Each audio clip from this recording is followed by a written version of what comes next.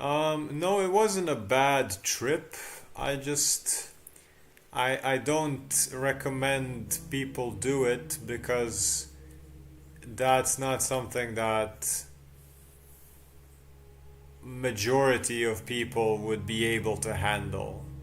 I could handle it because I've had previous experience with many things, and I'm also, I studied a lot before herbalism and alchemy and psychology, and I was already a psychotherapist then. So everything that happened to me, I knew how to manage the trip.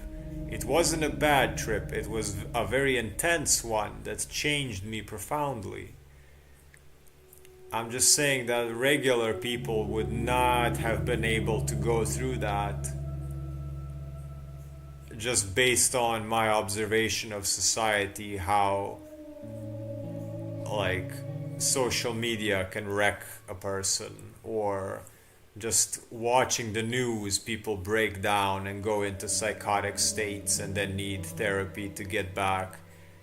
So I wouldn't recommend doing that if you are a regular person that has no experience with none of this. You would not be able to explain to yourself what is happening to your life in general. This is what I mean. It wasn't a bad trip, it was just regular people might go crazy for life from such a thing. That's why there are ceremonies, that's why there are guides and shamans like me that can they can help out, they can guide, so it is a much safer experience. There's somebody there with you that is human, that is gentle, that is guiding you through it when you feel, oh my God, what is this now? What am I feeling now? What am I seeing now? What am I hearing now? And then somebody says, that's fine, that's normal, that's okay. Let's go to the next stage. Let's turn the next page. You need somebody like a gentle sage.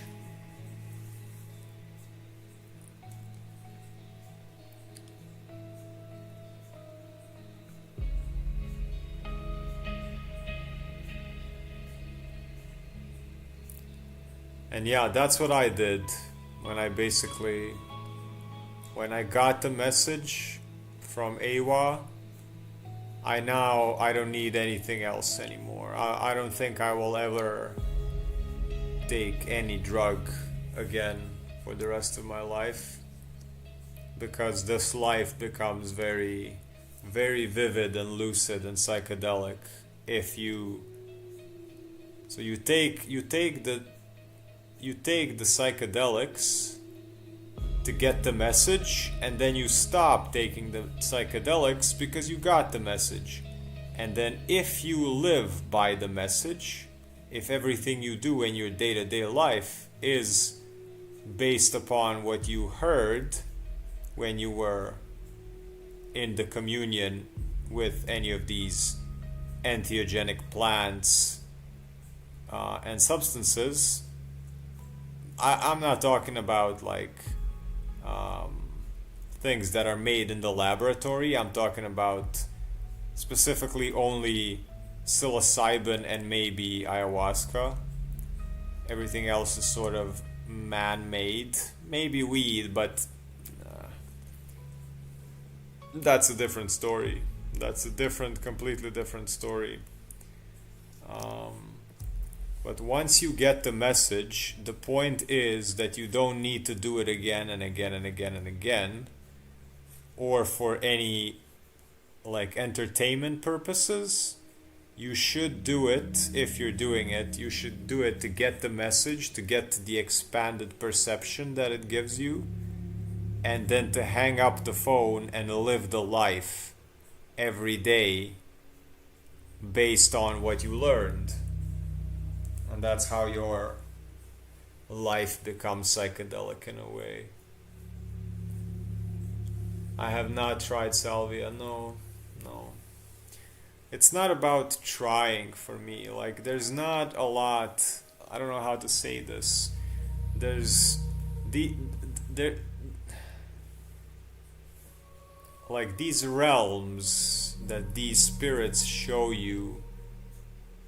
It's always accessible to you. These are just different ways to get to the same point. So I don't think that it's like a taste. Have you tasted everything? I think it's more of like, which door do you prefer that takes you basically this to the same place?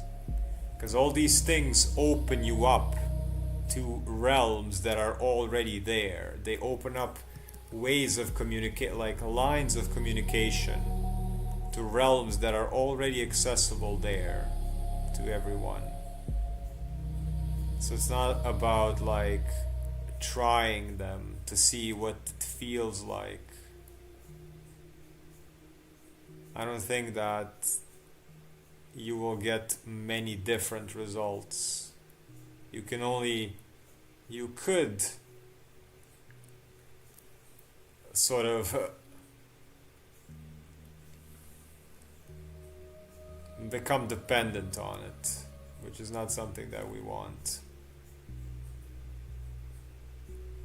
So I would recommend, maybe like, if you haven't tried psilocybin and there's a calling, maybe do that in a guided setting, and then instead of like trying out salvia, DMT, or whatever, instead of that, why not try and be like completely brave about something in your life that you are incredibly afraid of doing, like approaching a girl or trying a different job or traveling to the other side of the world. Like those things are much, like, why not try that instead of staying in one place, not changing your life ever? And I think that's a much more lucid and much more intense experience than, let's see what this feels like, let's see how this trips me. That is a way of traveling as well. That is definitely a viable way to travel. As they say, I went on a pilgrimage to meet God, and I did it by sitting still for 3 days, and God came to me. So you can definitely travel as a life by not going anywhere actually, and going inward, infinitely inward.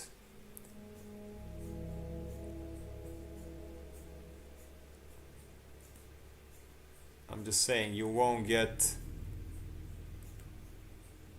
a radically different experience from like this drug and then that one and then that one. Some people try mushrooms and all they see is incredible colors and hallucinations and like things, imagery, and that's it. And then there are people who go crazy, and then there's also people who, like me, become messengers of that spirit, direct channels, shamans. So it's also about your genetics. You might try absolutely all drugs like this and psychedelics, and you might not get no effect whatsoever, because it's not in your karma, let's say, or in your genes for you to actually connect to these intelligences. And then some people lose themselves completely in weed, for example. Like they cannot get off it because it becomes like a jealous girlfriend. Like you cannot have fun anymore unless you smoke. And that's because the spirit has got you. She doesn't want to let go. She becomes like a jealous girlfriend. anytime you want to do something without her, she's like, oh honey, you're not taking me along? Aren't you gonna smoke? Aren't you gonna invite me also? We've always been together. And then when you're around people that are addicted to weed, it's like you cannot be alone with them. Whenever I'm around somebody that is constantly smoking weed, it feels like they're never alone. It feels like it's always me, them, and Mary Jane. I literally feel the presence. When they smoke, they're not alone anymore. And this is very difficult for me then. It's difficult because then I have to deal with two beings, not one. And that's, the respect towards nature is lost if you smoke every day. If you smoke every day, I don't, like, whatever you might think now, if you are smoking every day, that's not respect. That's not respecting yourself or nature. Or that spirit, that Mary Jane spirit that you are calling. Everything that's a medicine becomes a poison if you just use it every day. It could be chamomile tea, it could be mint, it could be apples. Like you gotta take a break from things. Otherwise, what are you doing?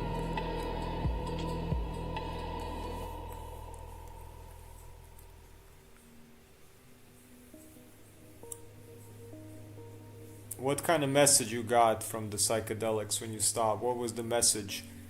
I made like literally, if you just go and watch the last five to 10 of my videos on YouTube here, it's all about AWA.